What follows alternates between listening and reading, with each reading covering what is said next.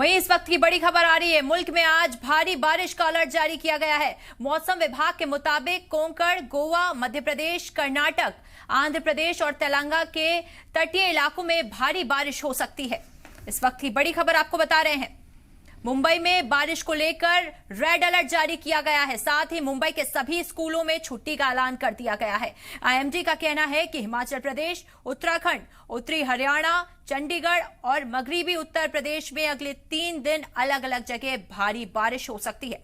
उत्तराखंड में बारिश के अलर्ट को देखते हुए चमोली प्रशासन ने 12वीं तक के सभी स्कूलों और आंगनबाड़ी केंद्रों को बंद करने का आदेश दिया है। 27 जुलाई को चमोली, बागेश्वर, चंपावत और नैनीताल में बारिश का ऑरेंज अलर्ट है। प्रदेश के बाकी जिलों के लिए येलो अलर्ट जारी किया गया है। उत्तर मगरबी हिंदुस्तान में तेज बारिश होने के आसार हैं।